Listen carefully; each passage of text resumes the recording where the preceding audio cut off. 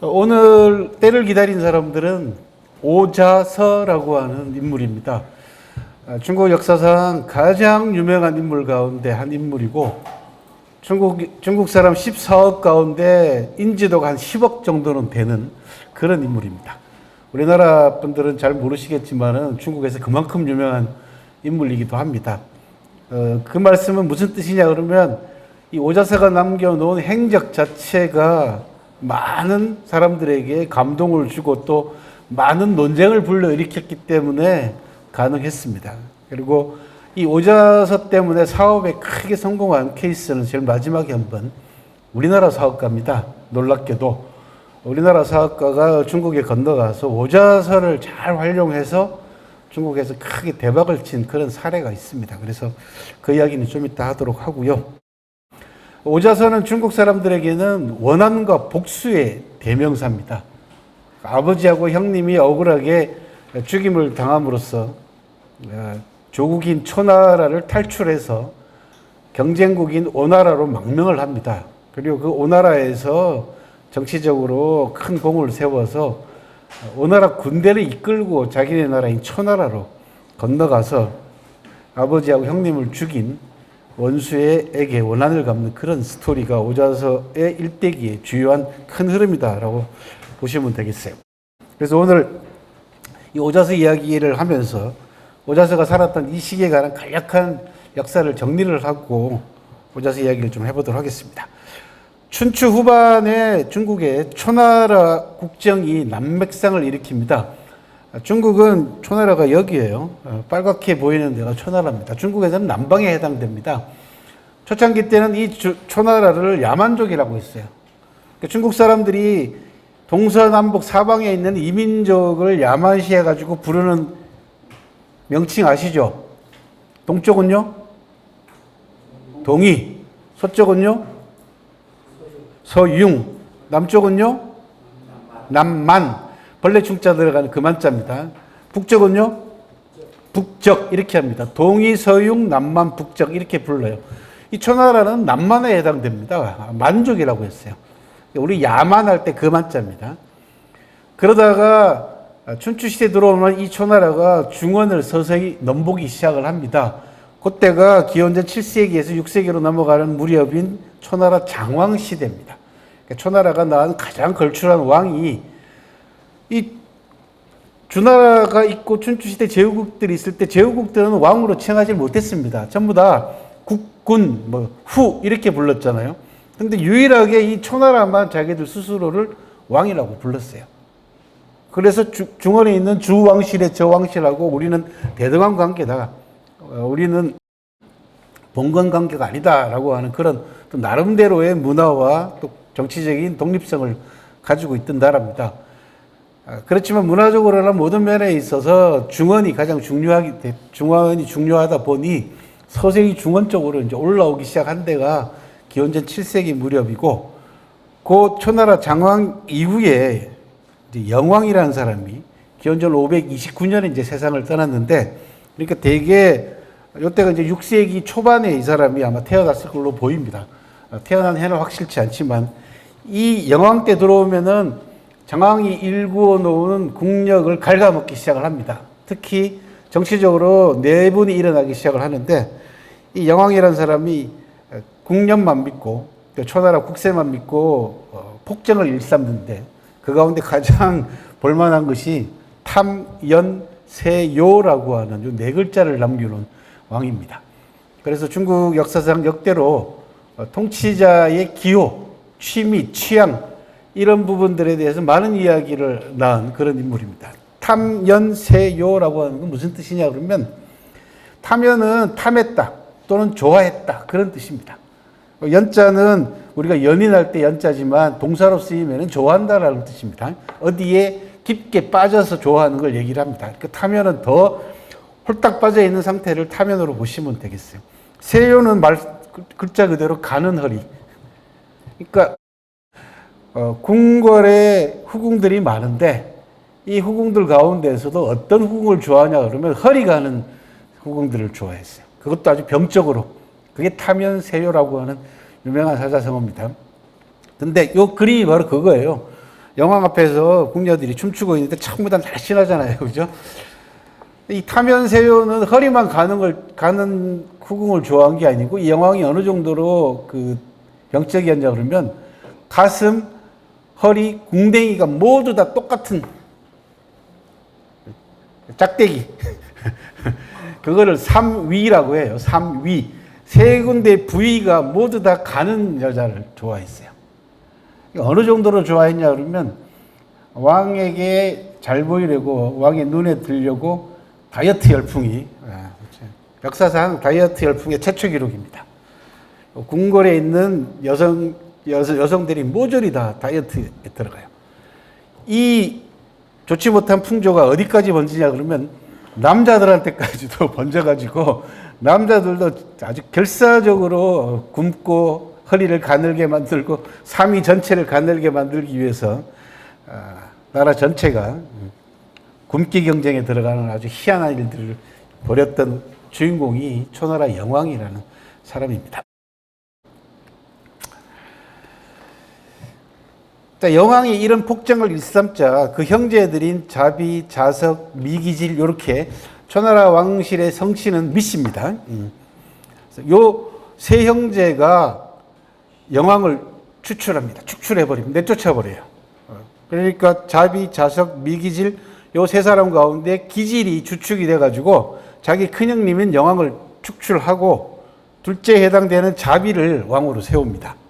그리고 셋째인 자석은 영륜이라고 해서 재상에 앉히고 자신은 군권을 장악을 합니다. 요 기질이라는 사람이 나중에 이제 평왕이 되는 사람인데 군권을 장악해요.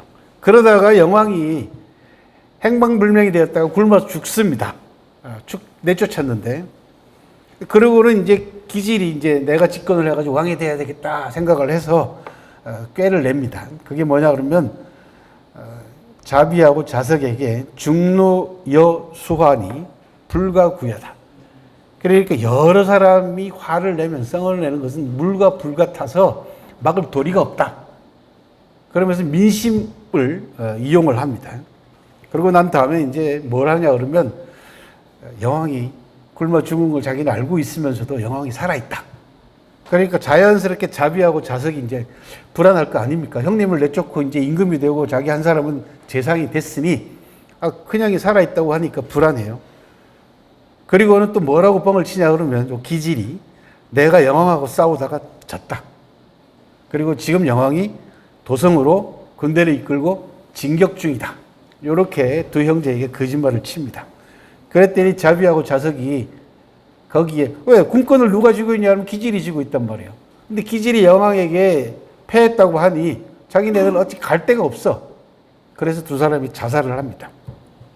자연스럽게 이제 기질만 남았잖아요. 그죠? 영왕은 진작에 굶어 죽고 없는데, 굶어 죽고 없는 영왕을 이용해가지고 두 형제를 자살하게 만들고 왕으로 즉위합니다. 기원전 528년 평왕이 됩니다. 이 평왕이 이제 오자서 집안하고 관계가 있는 인물입니다. 그래서 간단하게 배경을 설명을 드렸고요. 평왕이 집권하고 난 다음에요, 태자건이 있습니다. 평왕의 아들이죠. 태자건의 태부라고 해가지고, 옛날에는 태자들한테, 궁중의 세자들이나 태자한테 선생님을 붙여주는데 선생님을 여러 사람 붙여줍니다. 그래서 선생님 가운데에서도 담임이 있어요.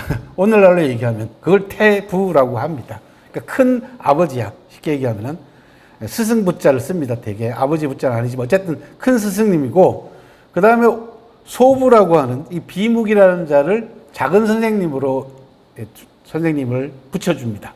태자건에게. 근데 이 비묵이라는 놈이 이게 굉장히 성품이 열악하고 중국 역사상 가장 유명한 간신 가운데 한 사람으로 남아있는 인물입니다. 이 인품도 훌륭하고 강직한 오사에 대해서 이 비묵이가 시기하고 질투를 느낍니다. 그래서 비묵이가 무슨 짓을 하냐 그러면, 태자가 결혼할 무렵이 돼서 태자에게 태자비를 다른 나라 진나라로부터 공실에 있는 진나라 공실에 있는 딸을 맞이해 와 가지고 태자에게 결혼을 시키려고 합니다. 그리고 직접 비무국이 진나라로 건너가서 태자비를 모시고 와요. 모시고 오면서 보니까 태자비가 너무 아름다운 거예요. 그래가지고 평왕에게 줘버립니다. 평왕을 꼬셔가지고 제가 진나라 가서 태자비를 모시고 오는데 너무너무 아름답고 정말 뛰어난 자태를 가진 연인이니 태자는 다른 태자비 구해서 장가 드리면 되니까 임금께서 직접 아내로 맞이하라고 꼬십니다. 그래가지고 태자건의 아내가 될 태자비 후보를 신부감을 아버지가 차지해버립니다.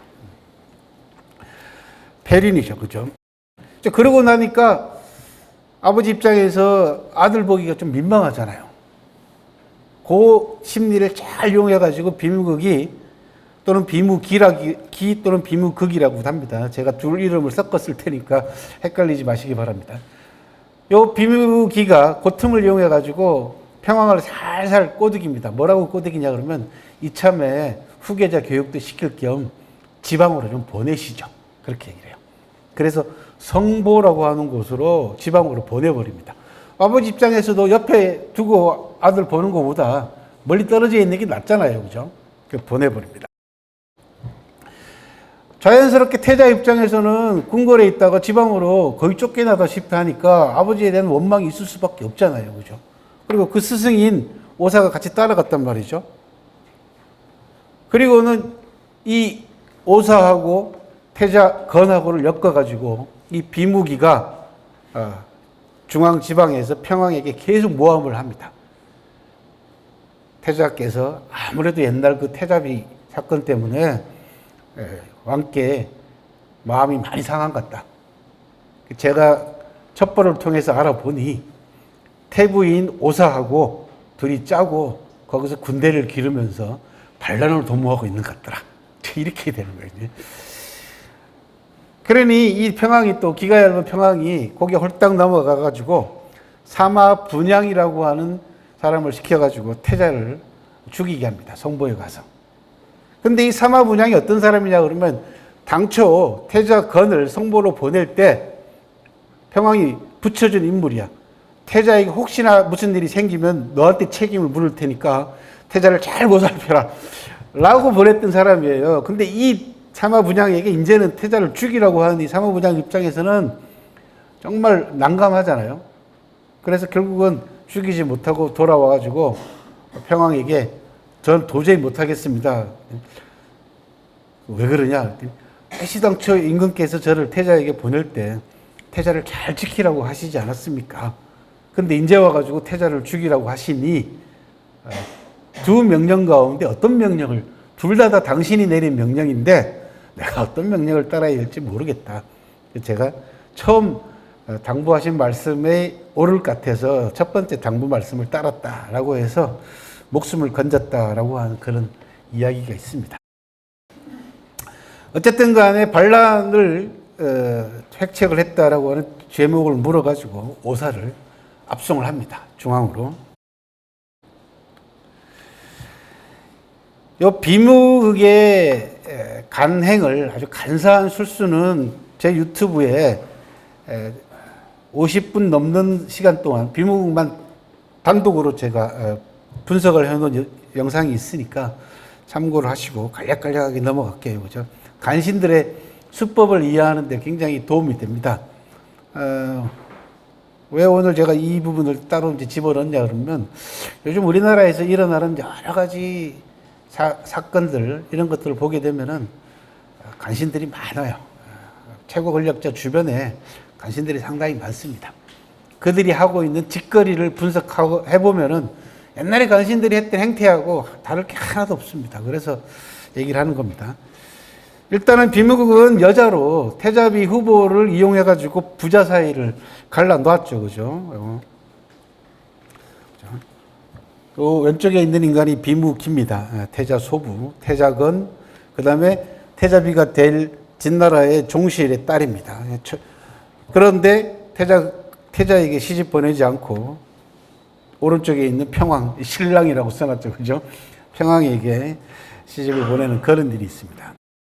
그리고는 오사하고 형님인 오자세 형님인 오상을 죽음으로 내모는 그런 과정입니다. 지금 이 비미국이라는 인물이 상당히 중요한 비중을 차지하는 인물입니다. 왜 그러냐 그러면 단순하게 초나라 한 나라의 국가의 내분의 문제가 아니라 이 비미국이 저지른 일 때문에 국제사회에 큰 변동이 일어나요. 그건 좀 이따가 말씀을 드릴게요. 그러다 보니까 기록이 꽤 많이 남아 있어요. 오래된 기록인 춘추시대 때 기록인 좌전부터 시작해가지고 여불이 지난번에 제가 강의했죠, 그죠? 여불이가 자기 식객들을 동원해가지고 네 글자 사자성어 기억나세요? 뭐였죠? 여불이가 책을 완성하고 난 다음에 성문 밖에다가 죽간을 다 걸어놓고 일자 천금 한 글자라도 고치거나 바꾸는 사람이 있으면 천금으로 상을 주겠다라고 하는 그 여시 춘추입니다. 그 밖에 사기의 초세가 오자서 열전에 등장하는 꽤 많은 기록에 등장하는 비중이 있는 인물인데 간신이다. 이건 아까 설명드린 대로 초나라의 정쟁 과정입니다. 간신들은 그 수법이 하나만 쓰는 게 아닙니다. 간신들이 가장 많이 쓰는 수법을 묶어 놓은 걸 연안계라고 하죠. 삼국지에 나오는 연안계 아시죠? 그죠? 요게 36개에도 보면 연안계가 나옵니다. 이 계책하고 저 계책을 섞어가지고 계속해서 이어서 쓰는 거죠. 그 첫 번째 태자하고 아버지 사이를 태자 비유로 갈라놨잖아요. 그러고 난 다음에 두 사람의 심리적 갈등을 이용해가지고 태자를 성보로, 그죠? 내쫓아 버리고 두 사람이 멀어져 있는 서로 정보가 교환이 없는 상태에서 반란을 꾀하고 있다라고 하는 걸로 또 아버지를 자극을 하잖아요. 그럼 당연히 태자 입장에서는 아버지에 대해서 섭섭할 수밖에 없죠. 더더군다나 아버지가 삼화분양을 보내가지고 자기를 죽이기까지 했지 않습니까? 그러니 이제는 더 이상 돌아올 수 없는 강을 건너버린 상태입니다. 이게 다 연안계입니다. 그죠? 이게 바로 그런 들입니다. 그 밖에도 이 비무극은 소설 삼국지 연의에도 영감을 준 인물로 남아 있습니다. 좀 전에 말씀드린 연안기죠. 누구죠? 고육계를 쓰잖아요. 그죠? 삼국지에 보면은 채찍을 일부러 때려가지고, 조조에게 도망가게 만들잖아요. 황계를.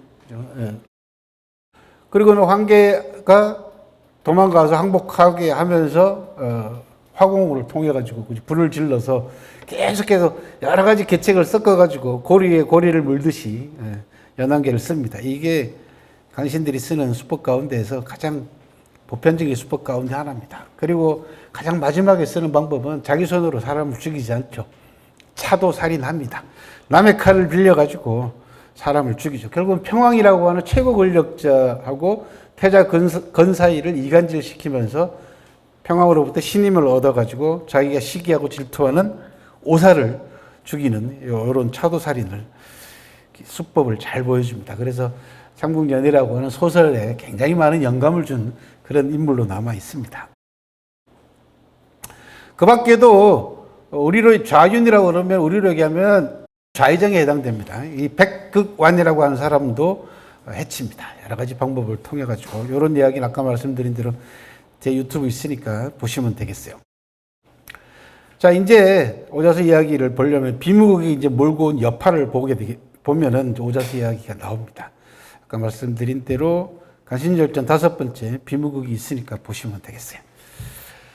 자, 오사를 조정으로 이제 소환을 하죠. 성보에 있던 오사를. 그러니까 오씨 집안이 전부 다 이제 조정으로 초나라 수도로 들어옵니다.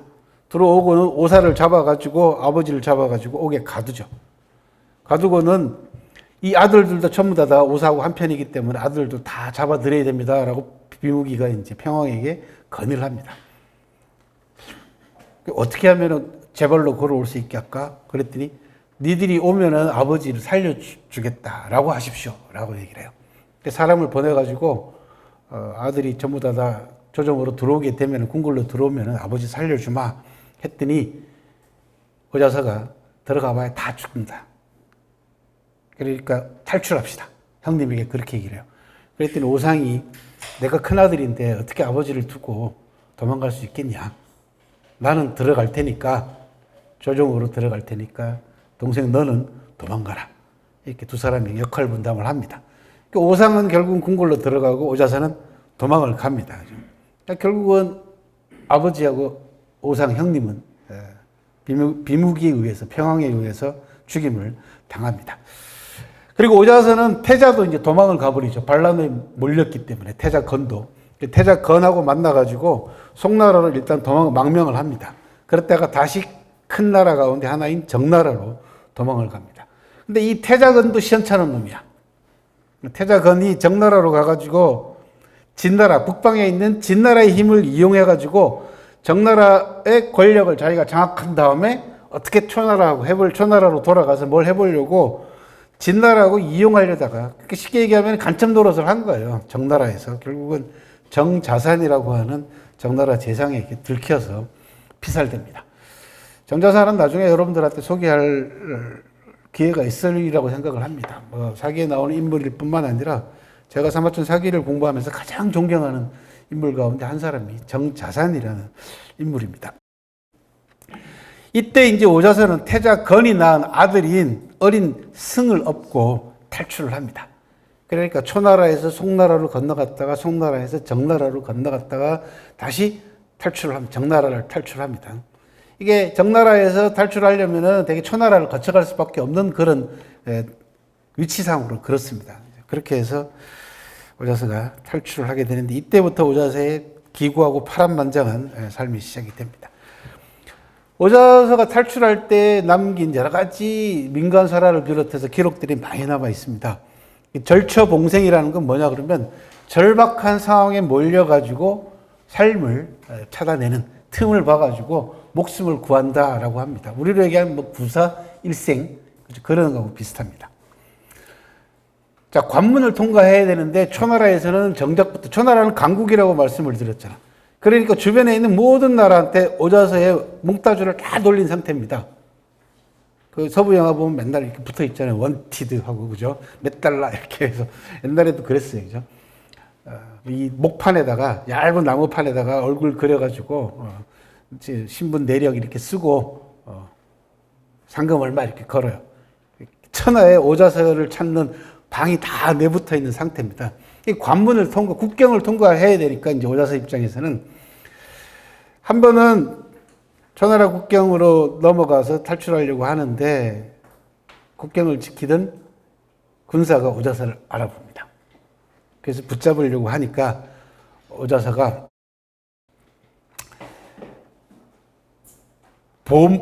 보배를 내가 목으로 삼켜버렸다. 그래서 이 내 보배가 내 몸에 있었는데 이 보배가 없어진 걸 알면은 틀림없이 죽임을 당하는데 이제 목으로 자기가 꿀꺽 삼켜놓고 얘기를 하는 겁니다. 내가 이 보배 주인한테 가가지고 네가 훔쳐갔다 그러려고 그렇게 얘기를 할 거다. 그럼 너도 죽는다. 이렇게 해서 궁궐 관문을 지키던 이 수비수를 속여가지고 탈출한 교묘하게 계책을 세워가지고 몸이 벗어났다, 탈출했다라고 하는 그런 민간사라도 남아 있고요. 또 하나는 초나라 국경을 벗어나야 되는데 이걸 어떻게 벗어나나 고민 밤새 잠을 못 자고 고민한 끝에 하룻밤 사이에 머리카락이 모두 하얗게 변했다라고 하는 일야백두라고 하는, 그렇게 해서 변장하지 않아도 되었다, 자연스럽게 탈출했다라고 하는 이런 재미난 그리고 아주 극적인 설화를 많이 남긴 인물입니다. 그렇게 해서 마침내 초나라를 벗어나서 오나라로 잠입하는 데 성공을 합니다.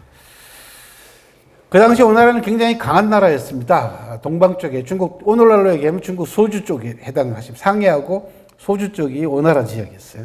여기로 들어갑니다. 가서 할 일이 없으니까 뭘 하냐 그러면은 피리를 불면서 저작거리에서 동냥하면서 삽니다. 그게 오원취소라고 하는 사자성어로 남아 있습니다. 원은 오자서의 이름입니다. 자서는 자고, 오자서가 피리를 불다. 오자서가 굉장히 힘든 생활을 보낸 그런 오자서의 생활 모습을 오원취소라고 하는 네 글자를 붙여서 고사로 남겼고, 요게 원나라 때 가가지고요, 희곡으로 만들어집니다. 똑같은 제목으로.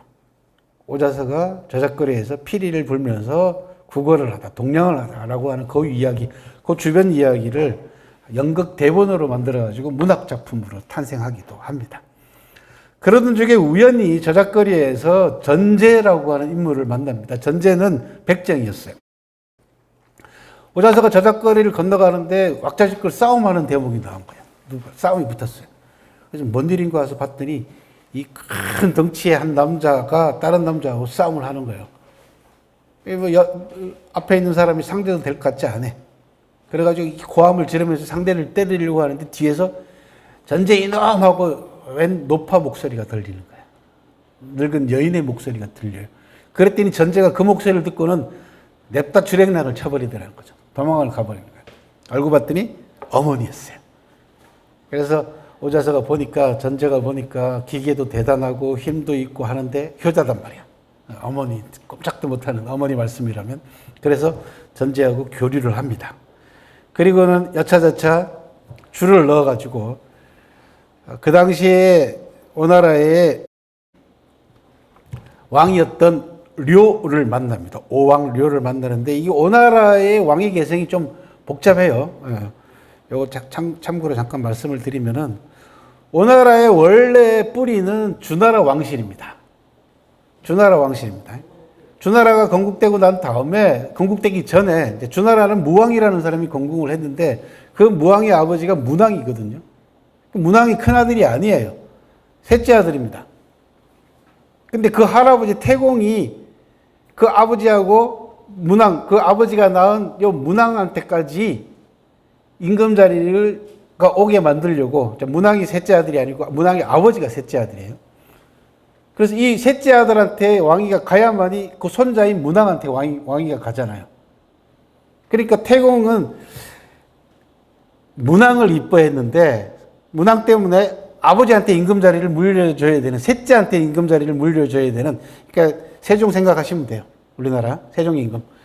그러니까 위에 있는 형 둘이가 오태백하고 중홍이라고 하는 큰형하고 작은 형이 도망을 가버립니다. 아버지 여기 있다가는 형제끼리 싸움이 날 것 같으니까. 이 태백하고 중홍이 건너와서 세운 나라가 오나라예요. 재미난 왕위 개성을 가지고 있는 나라인데 이 오나라가 수몽이라고 하는 임금 때 오게 되면은 왕위 개성에 문제가 발생을 합니다. 이 수몽 밑으로 재번, 여제, 염해, 개찰 네 아들이 있어요. 네 아들이 있는데 이 개찰이 제일 똑똑하고 능력이 뛰어났던 모양이에요. 그래서 수몽이 개찰한테 임금 자리를 물려주려고 해요. 개찰이 사양을 합니다. 이게 받아버렸으면 문제가 없는데 사양을 해. 어쩔 수 없이 그러니까 재번이 임금이 됐잖아요. 근데 재번도 아버지의 유언을 지키려고 다음 자기가 죽을 무렵에 또 임금 자리를 개찰한테 물려주려고 해. 개찰이 또 사양을 해. 그러니까 이제 둘째한테 가요. 여제한테. 여제도 똑같아. 그렇게 해서 염해까지 왔어. 그 네 번째 개찰한테 임금을 물려주는 개찰이 또 사양을 하는 거예요. 그러니 이게 이제 임금 자리 누구한테 가야 되는지 이제 오리무중이야. 요 세 아들한테 전부 다 아들이 있을 거 아닙니까? 그래서 결국은 재번 큰 아들인 료가 장자상속으로 물려받아요. 그러니까 이게 이제 정상으로 돌아오긴 했지만은 그 과정이 형제상속이 3번이나 일어난 셈이 돼버린 거예요. 지금 이런 상태에서. 그러니 재번의 아들인 료가 즉위를 하긴 했는데 이 염의 아들인 공작광이 아니 오나라의 전통적인 좋은 미풍양속이 있지 않냐. 능력 있는 사람에게 작은 아들이라도 능력이 있으면 능력한테 다 물려주려고, 자, 우리 삼촌이 저 개찰한테 임금자리 물려주려고 위에 있는 아버지들이 이렇게 애를 썼는데 갑자기 부자 계속으로 돌아가 버렸으니 불만을 품었어요. 그죠? 그래서 이 오왕료를 죽이고 공작광이 내가 임금이 되고 싶어 하던 차에 오자서가 오나라로 건너온 겁니다. 그리고는 오자서가 좀 전에 말씀드린 백정 출신인 전제하고 교류를 해요. 그리고는 다리를 놔가지고 오왕료를 만납니다. 오왕료를 만나서 오나라는 지금 자기 조국인 초나라는 지금 굉장히 국정이 혼란스러우니 이참에 서방으로 진출해가지고 중원으로 가는 길목에 있는 초나라를 공격해서 오나라의 국세를 떨치십시오라고 류에게 이제 막 권유를 하는 겁니다. 왜? 자기 개인적인 원한도 갚을 겸. 근데 공자광이 이제 동생이 공자광이 가만히 보니까 저 오자서가 보통 사람이 아니거든요. 그래서 이 오자서를 내가 어떻게 이용을 좀 해봐야 되겠다라고 하는 생각이 들어서 형님에게 저놈이 지 개인적인 원한 때문에 그러는 거니까 들으시면 안 됩니다. 라고 말려버려요. 두 형제 앞에서 오자서가 얘기하면서 보니까 가만히 공자광의 눈빛이나 이런 걸 보니까 저 사람한테 뭔가 야심이 있는 거예요. 그래서 더 이상 설득을 포기하고 오자서가 싹싹하게 물러나와가지고 민간에 숨어가지고 전제하고 교류를 하면서 기회를 기다립니다. 그랬더니 공자광이 아니나 다를까 오자서를 찾아와요. 찾아와서 후하게 대접을 하고 전제의 어머니한테도 후하게 대접을 하면서 내가 이러저러한 생각을 가지고 있다 라고 자기 심경을 밝힙니다. 이게 이제 이 장면을 보게 되면 이게 두 사람이 이제 눈치를 교환하는 아주 유명한 장면입니다. 상대가 반대할 때 또는 찬성할 때 그 사람이 왜 내 이야기에 찬성하는지 반대하는지의 그 이면까지도 이제 헤아리는 오자서의 이 눈치빨이 보통이 아닌 거예요. 그죠? 그러니까 알고 공자광이 어떤 사람이라는 거 알고 어떤 생각을 가지고 있는지 알고 싹싹하게 물러나서 기회를 기다리듯 결국은 공자광이 찾아오니까 전제를 소개를 합니다. 전제를 소개하고 난 다음에 이 세 사람이 오왕료를 암살하려고 하는 쿠데타를 획책을 합니다. 요 오왕료를 죽이는 장면이 중국 역사상 대단히 창의적인 장면입니다. 그래서 저 벽돌 그림입니다. 벽돌 그림 보면 알겠지만 전제가 물고기 요리를 바치면서 오왕료를 죽이는 아주 유명한 자객열전의 한 대목입니다. 아주 유명한 대목인데 어떻게 죽이느냐? 어복장검이라고 하는 네 글자로 남아 있습니다. 물고기 뱃속에다가 검을 숨겨두다 그런 뜻입니다. 검은 원래 좀 긴 칼을 얘기하니까 조금 무리한 사자성어이긴 합니다만은 발음상 어복장도라든지 또는 어복장비 비수할 때 비자 사실은 비수를 숨겨놨어요.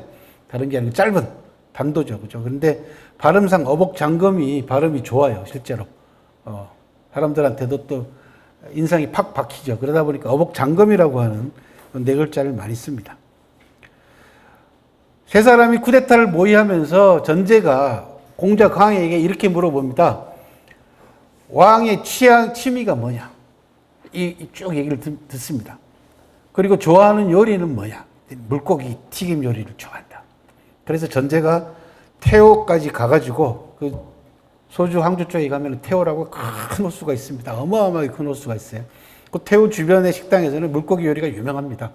직접 전제가 식당에 가가지고 물고기 요리를 자기가 직접 배웁니다. 배워가지고 이제 동생인 광이 형님 오래간만에 우리 집에서 술이나 한잔 합시다. 그러니까 형님을 집에 초청을 합니다. 그런데 오왕료의 어머니가 공자광의 야심을 어느 정도 눈치를 채고 있었어요. 그래서 야, 갈 때 그냥 가지 말고 군사들 다 데리고 가라. 군사를 다 데리고 와서 집을 일일이 다 겹겹이 포위한 채 식사를 합니다. 그리고 공자광은 전제는 주방에 놔두고 그 다음에 군사를 지하실에다가 숨겨놓습니다. 그리고 자기는 나가서 형님을 맞이해가지고 맛있는 요리를 먹고 술을 마십니다. 이제 메인 요리가 와야 될 거 아니에요. 이제 물고기 요리가 와야 되잖아요. 근데 이게 이 당시 이미 2500년 전에도 뭐 했냐 그러면요. 요리 올리는 사람 전부 다 몸수색을 했어요. 이렇게. 금속 탐지기 있었으면 성공 못 하죠. 저게. 예. 몸수색을 다 합니다. 근데 비수를 물고기 뱃속에다가 숨겨놓은 거죠. 요리한 뱃속에다가. 그래서 튀긴 물고기 요리를 료에게 바치는 척 하면서 물고기 뱃속에 들어있던 비수를 꺼내가지고 단숨에 가슴을 찌르는 장면입니다, 이게. 여기 이제 한나라 때 가면은 저런 벽돌에다가 중국 역사책에 나오는 고사를 다양하게 저렇게 새기거나 그림을 그려서 무덤을 장식했어요. 여기 그겁니다. 전제가 물고기 요리를 이제 올리는 그런 장면이죠. 그렇게 해서 오왕료의 임금자리를 빼앗고 임금자리에 올라간 공자광이 누구냐? 여러분들도 들어보셨던 함려라는 사람입니다. 함려. 요 함려부터 시작해가지고 이제 초안쟁패의 막이 오릅니다. 그 함려하고 라이벌이었던 게 오나라의 밑에 있는 절강성 쪽에 있는 올나라의 구천이라고 하는 인물이고, 함려가 뜻밖의 전투에서 패해서 일찍 죽는 바람에 그 아들인 부차, 그리고 부차하고 구천이 수십 년에 걸친 그죠? 권력 쟁패에 들어가죠. 이게 5월 쟁패의 과정입니다. 양대까지 합치면 약 반세기 정도 걸립니다. 한 50년간에 걸친 5월 쟁패에 막이 오르고, 그 5월 쟁패에 본격적인 막이 오르게 만든 사람이 누구냐? 오자서라는 얘기죠. 그렇게 해서 오자서가 오나라로 얘기하면 오나라 재상이 돼가지고 오나라 왕 함려를 보좌하죠. 오자서 입장에서는 1등 공신이잖아요. 그죠? 전제하고 새겨가지고 전제를 추천해서 전제가 오왕 료를 죽이고, 물론 전제는 옆에 있는 료의 부하들에게 찔려서 난도질을 당해서 죽습니다. 근데 우두머리가 죽어버리니까 우왕장 하는 사이에 지하실에 숨겨놨던 공자광의 부하들이 뛰쳐나와가지고 결국은 쿠데타에 성공하는 그런 과정입니다. 오나라의 국정을 이제 권력을 쥐게 된 오자서의 두 가지 큰 인물들, 두 인물이 있습니다. 한 사람은 백비라고 하는 인물입니다. 백비라는 인물도 초나라 사람입니다.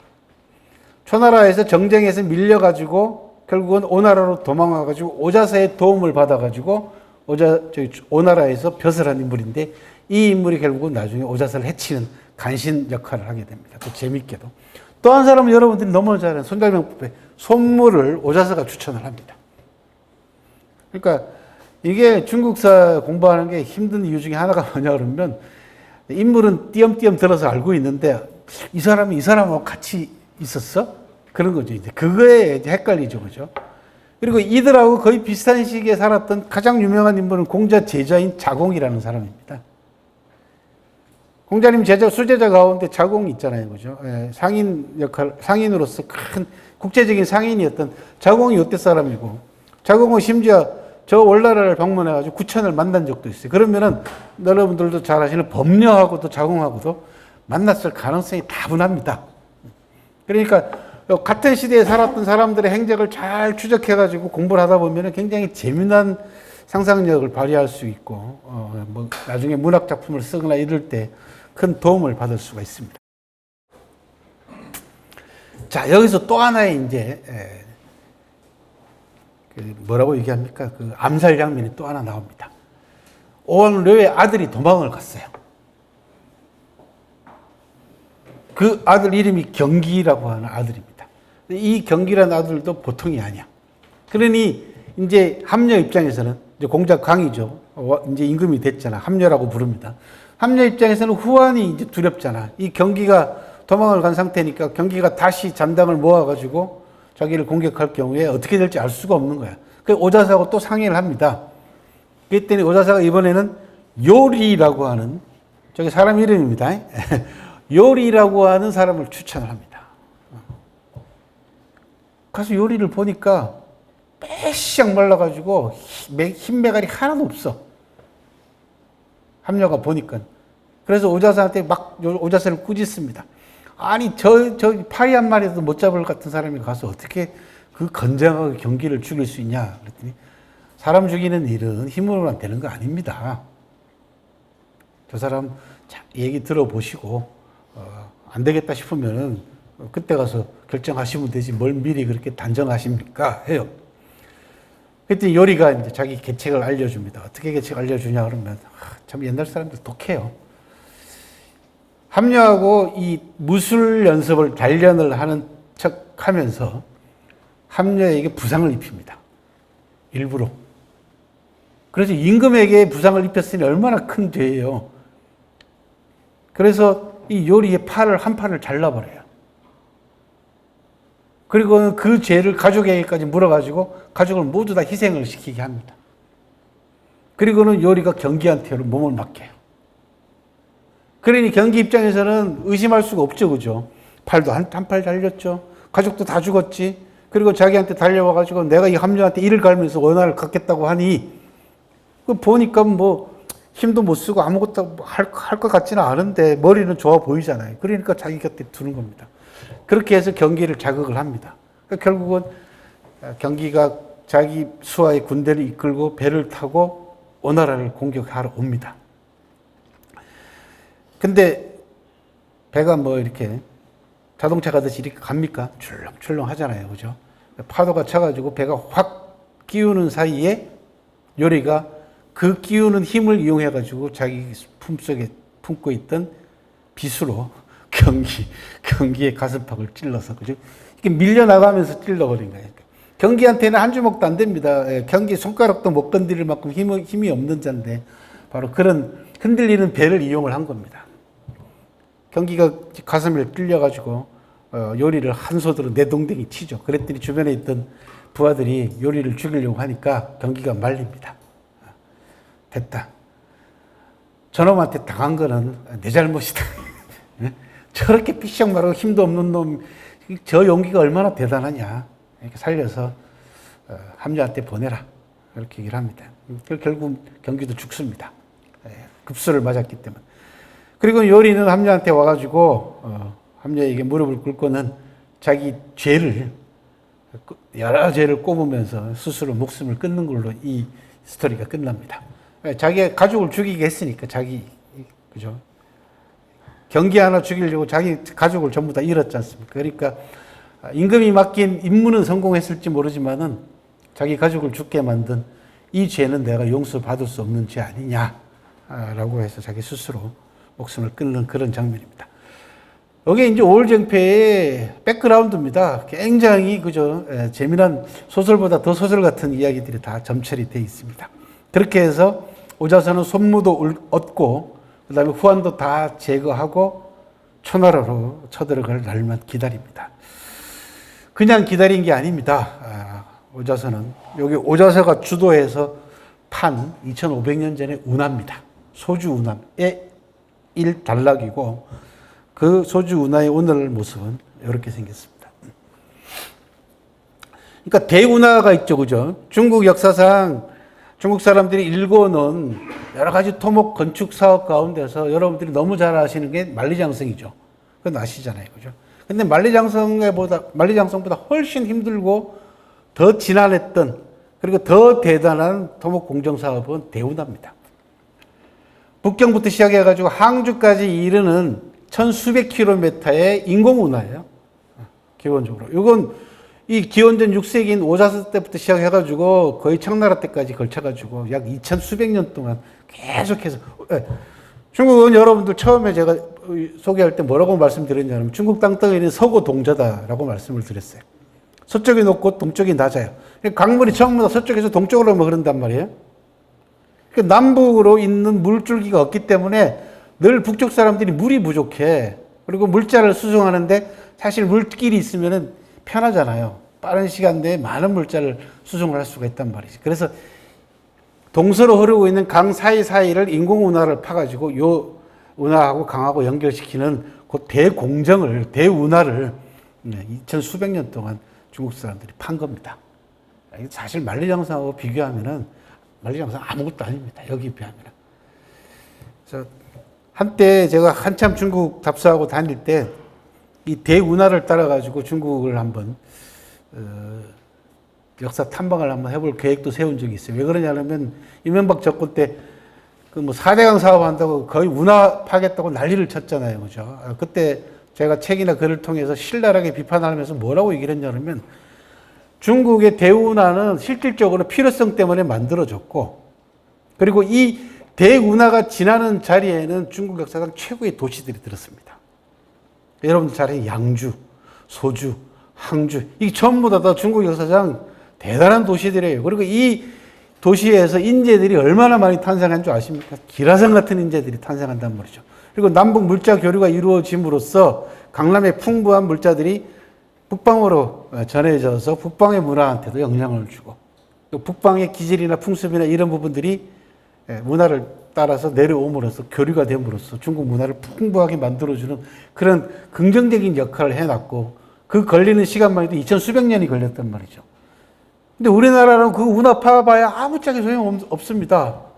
도시가 생기지도 않고, 도시가 생기면 자연스럽게 인물들도 생길 텐데 그런 가능성이 없기 때문에 이 운하 이야기를 하면서 이명박의 4대강 사업을 굉장히 비판을 한 적이 있습니다. 실제로 제가 운하를 따라서 여러 차례 여행을 해봤는데 이게 대단히 훌륭한 교류 역할을, 지금도 중국 사람들은 남방과 북방의 물자들이 이 운하를 통해 가지고 교류가 되고 있습니다. 재미난 것 중에 하나는요, 요 운하에서 사는 사람들이 있습니다. 그러니까 아예 배에서 먹고 자고 이렇게 생활하는 사람들이 꽤 있어요. 지금은 거의 없어졌지만은 얼마 전까지만 해도 그 배에서 사는 사람들이 이제 취약 연령이 되면은 애가 이제 무트로 나와야 되잖아요. 거기서 애 놓고 거기서 다 키우거든요. 여기에서 배에서 살던 애가 무트로 나오면요, 무트를 적응을 못해서 이렇게 걸어 다녀요. 배에서는 잘 버티고 잘 이렇게 흔들흔들 거려도 잘 버티고 잘 다니는데 육지에, 평평한 육지에 나오면 흔들흔들 거린다고. 이제 재미난 생활에 따라 가지고 사람이 그렇더라고요. 그리고 대운합니다. 아무튼 오자서가 손무와 같은 전략가도 기용하고 오나라 군대를 양성을 해서 마침내 자기 조국으로 쳐들어갑니다. 쳐들어가서 초나라 수도인 영, 수도 이름이 영입니다. 수도 영을 쑥대밭으로 만들고 평왕을 찾았더니 평왕 이미 죽고 없어요. 자기 왼수는 죽고 없습니다. 근데 이대로 그냥 물러날 수는 없다 해서 죽고 없는 평왕의 무덤을 파헤쳐서 무덤에다가 채찍질을 가합니다. 또는 회초리질을 합니다. 저 오른쪽에 보이는 만화의 표지가 그거예요. 그죠?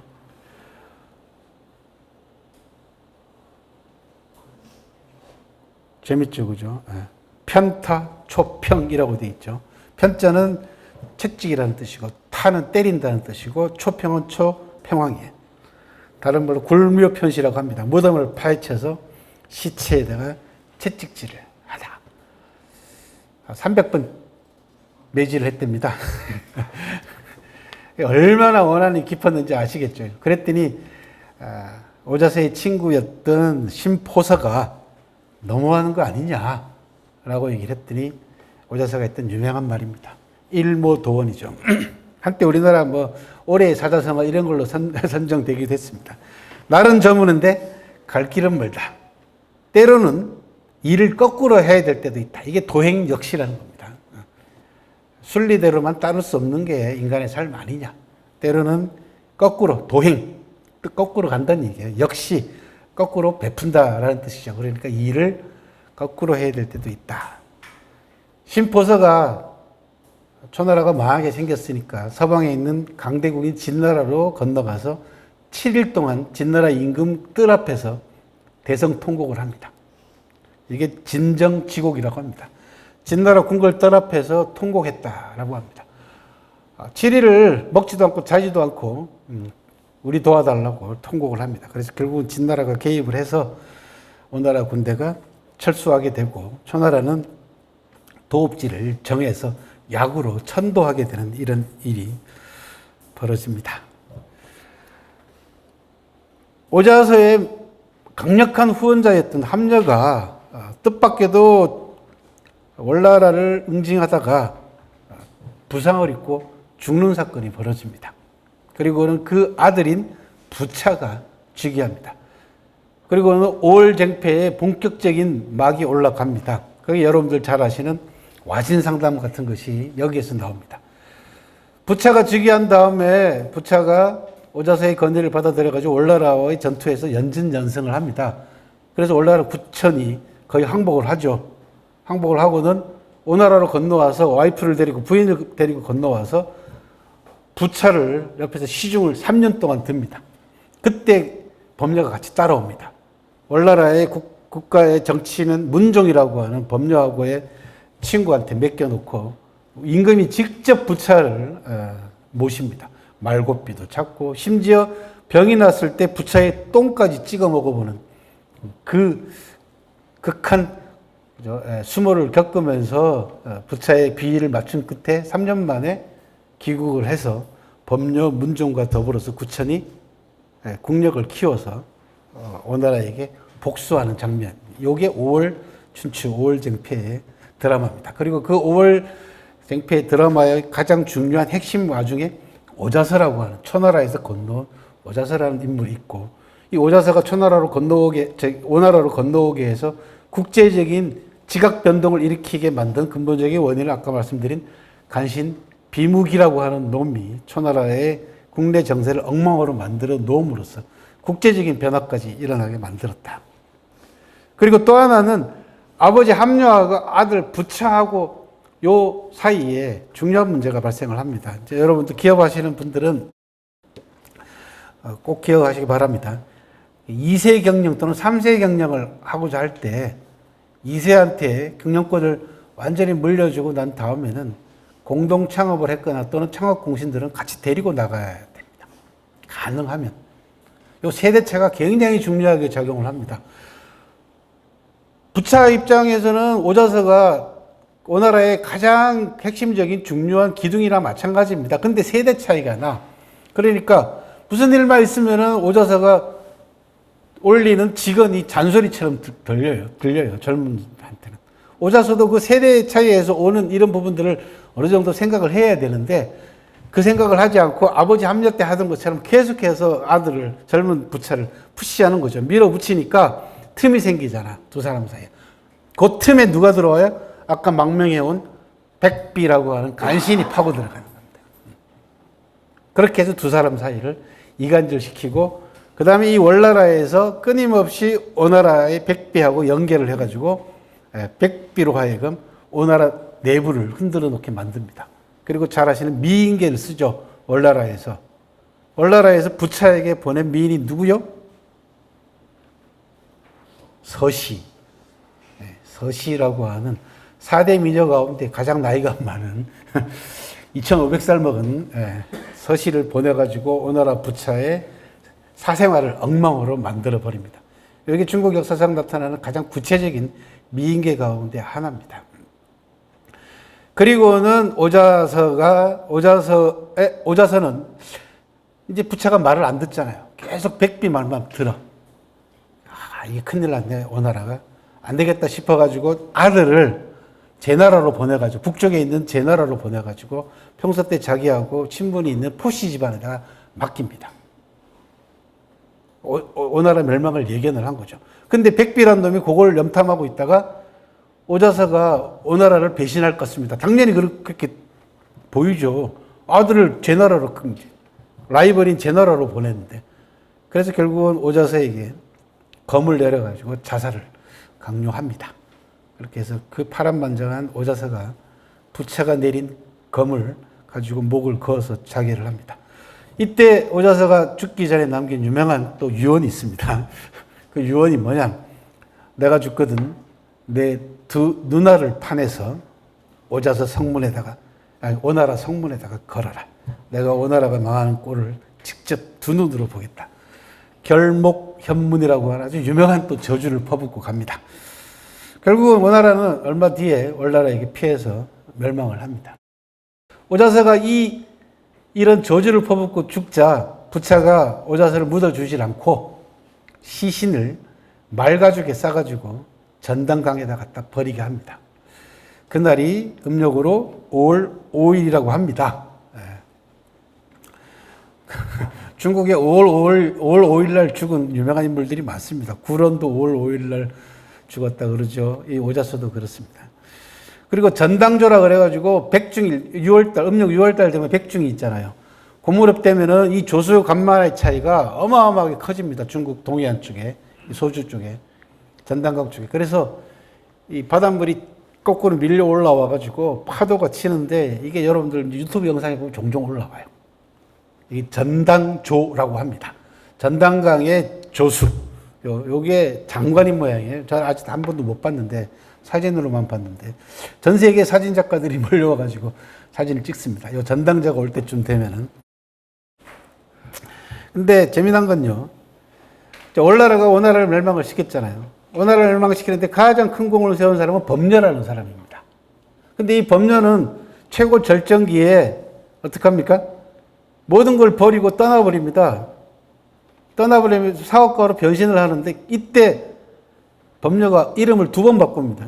첫 번째 이름을 뭘로 바꾸냐면 치이자피라고 하는 이름으로 바꿉니다. 치이자피는 무슨 얘기냐면 말가죽입니다. 검은 말가죽이라는 뜻이에요. 그러니까 오자서에 대한 추모예요. 평생의 라이벌이었거든요. 이 두 사람이. 멋있는 남자입니다. 자기네 나라를 떠나면서 이름을 오자서를 추모하는 뜻에서 치이자피로 바꾸고 떠납니다. 오자서 최후이자 5월 춘추 마지막 장면입니다. 자, 아까 말씀드린 대로 오자서 때문에 사업에서 크게 성공한 우리나라 기업이 있잖아요. 락앤락입니다. 지금은 이제 락앤락의 사세가 이제 많이 기울어서 별로 이제 요즘 젊은이들은 잘 모릅니다만은 한때만 해도 락앤락이 저기 냉장고 용기 없는 집 없었잖아요. 그죠? 그리고 기술이 대단했어요. 왜 새질 않으니까 이게 용기가. 그래서 중국으로 일찍 진출을 합니다. 락앤락 대표인 김준일이라고 하는 락앤락의 창업자는 소주에다가 상해에다가 법인을 내고 공장을 소주에다가 짓습니다. 이때만 해도 기술력이 중국은 뭐 도저히 락앤락을 따라올 수 없었기 때문에 제품이 대단히 고급스러운 제품이었어요. 근데 시장을 판로를 개척을 해야 되는데 마땅한 방법이 없어요. 근데 이 김준일 대표가 평소 때 사마천 사기 매니아였어요. 그래서 소주에 가가지고 공장을 지으면서 가만히 생각을 해보니까 소주 사람들이 가장 존경하는 사람이 누구, 가장 사랑하는 사람이 누구지? 하고 조사를 해봤더니 오자서예요. 그리고 소주에는 오자서 무덤이 남아 있습니다. 후대 무덤이. 그래서 공장 준공하는 날 자기 공장 앞에다가 오자서 동상 제막식을 같이 합니다. 이게 락앤락에서 만든 오자서 동상이에요. 그랬더니 이 중소기업이잖아요. 그죠? 전 세계의 중소기업이 와가지고 중국에 공장 차리는 기업이 한둘이야? 콧방귀도 안 껴요. 겨우 지방신문이나 소개하고 말죠. 근데 이 락앤락 공장 준공식 날 무려 30여 개의 매체가 찾아 CCTV까지 왔었어요. 뭐하러 왔냐? 준공식 보러 온 게 아니고 저 동상 제막식 보러 왔어요. 한국의 한 기업인이 자기네 공장 앞에다가 중국 사람들이 가장 사랑하고 존경하는 오자서 동상을 세웠다. 자비로. 그리고 그 모든 홍보는 누가 해줘요? 오씨문중에서. 오씨문중이 막강합니다. 전 세계에 오씨가 한 50만 명 정도밖에 안 돼요. 우리는 50만 명, 어마어마하게 많은 거지만 중국은 50만 명 아무것도 아닙니다. 왜? 이 시성 하나만 1억인데. 그죠? 그러니까 손 안 대고 코 풀었어요. 당시 인터뷰에서 김준일 대표가 뭐라고 얘기했냐면 그날 이후로, 즉 공장 준공식 날 이후로 나는 아무 걱정 안 하고 살았다. 이거 상해 법인입니다. 락앤락 상해 법인이고 락앤락 매장입니다. 중국의 큰 마트의 매장. 이런 케이스도 있습니다. 정리는 여러분들 나눠드린 교재 마지막 정리 부분을 참고하시기 바랍니다.